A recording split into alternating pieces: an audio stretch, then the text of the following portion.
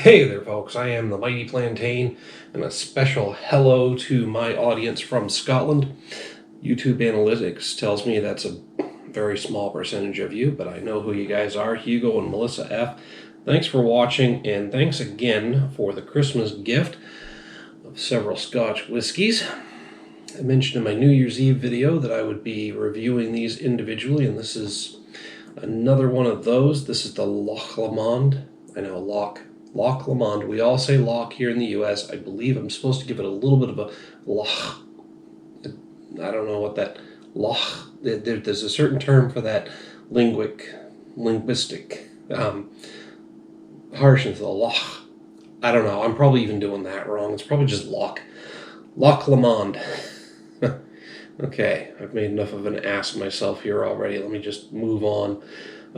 This is a single malt Scotch whiskey. I do not see a description on the label. There's a lot of really small writing here, though, that tells me what type of malt this is, whether it's an Islay.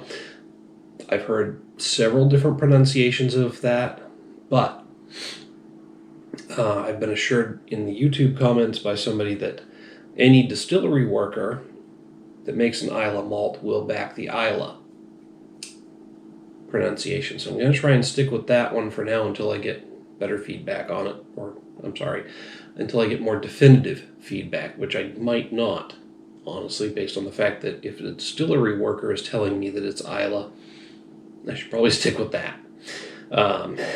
Anyway, moving on.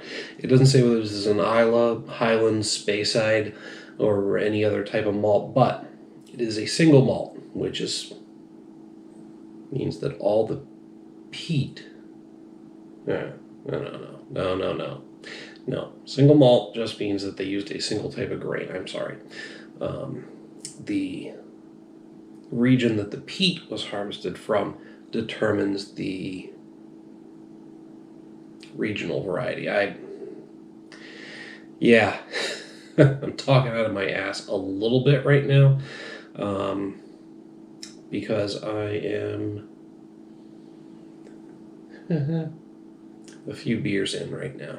So whiskey after beer is probably not a good choice, but here we are anyway. All right, moving on. Now that I've not only made an ass of myself, but completely demonstrated yank ignorance. This is Loch Lomond original single malt Scotch whiskey, and I just explained everything that I know about it. Beyond that, which is nothing. So that we're all clear. That one was on there pretty tight.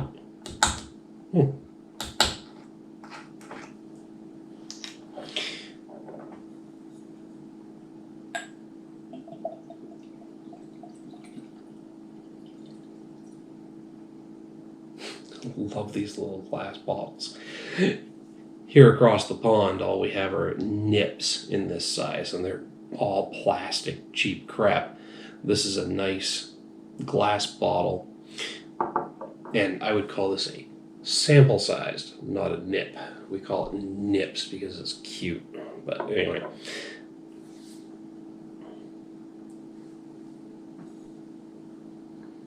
It's a nice light golden color to it. I'm liking that.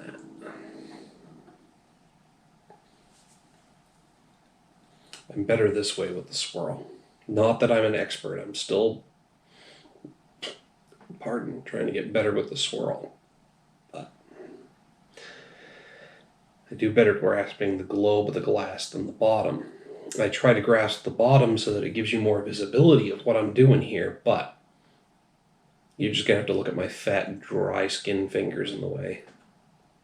We're in the middle of winter here in Maine, so I got the alligator skin thing going on. It's a little lotion tonight before bed. It's got some decent legs on it. I don't know how well that's coming through on the camera, but you can see that it is clinging to the glass rather well. It's running down in somewhat straight lines.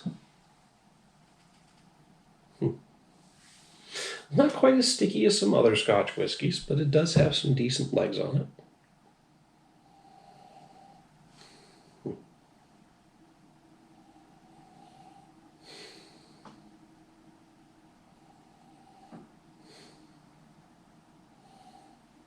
I'm almost guessing a Highlands malt just based on the aroma. And I know I am completely demonstrating my ignorance right now. I said earlier that their regionality, like Highlands, etc., is based on where the peat is harvested from, but I believe it's also referred to as a blank malt. So I'll have to look some stuff up before I talk about that again, because I'm just, like I said, demonstrating ignorance.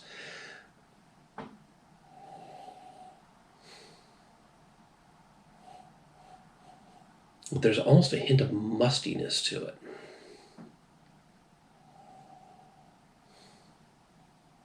Mustiness and some, not a bad mustiness, a very pleasant mustiness. But there's a back end of harshness that I've come to associate with the Highlands malts.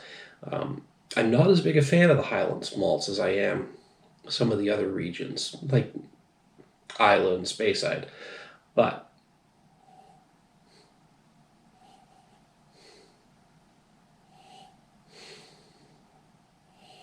there's definitely some heavy smokiness there.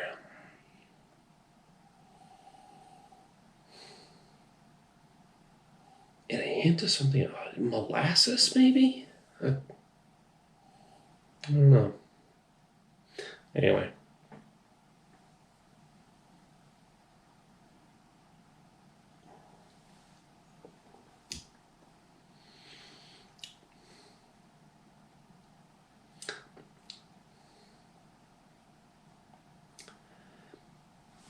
Smoky and woody.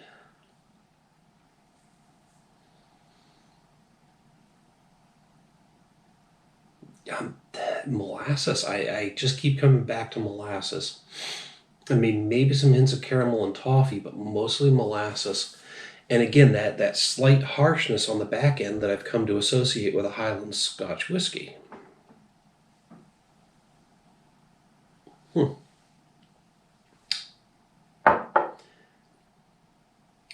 My God, I might be nuts, but it reminds me of my great-grandmother's molasses cookies. I mean, considering if it was a batch that was slightly burnt on the bottom, is I'm definitely getting a lot of that smokiness and char. I mean, bit of woodiness.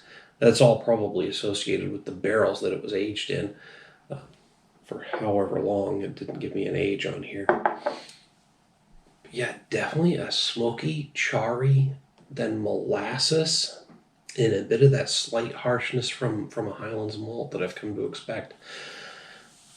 Wow. It's good. It's very good.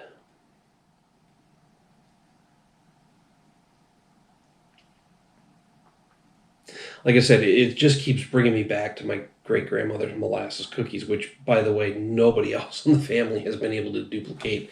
The pillowy, slightly dry texture that she made with them. Anyway, not to get too in-depth with that, but there's a lot of nostalgia associated with my enjoyment of this. But it is a very flavorful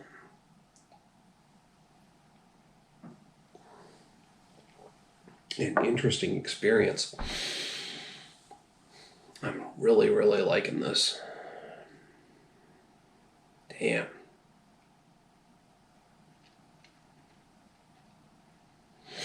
Hell yeah. I will be keeping my eyes peeled to see if we can get this stateside. I would buy a full bottle of this. I don't know what the typical price point is for a Loch Lomond original, but I could see myself easily paying the $80 to $85 I pay for a bottle of Lefroy. And Lefroy, thanks again, Hugo, for turning me on to that one, is like my number one Scotch whiskey pick right now. It's an Isla malt. And I'm really crazy about it. But I could see myself getting tempted to pick this over that maybe once in a while. So, Loch Lomond. Check it out.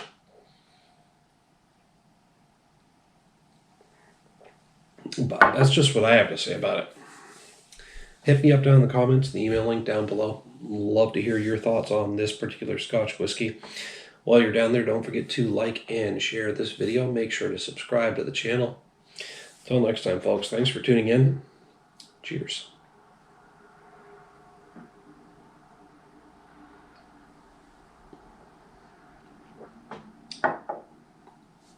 Just realized one of the light bulbs up there was burnt out. That shouldn't happen so quickly with LEDs. So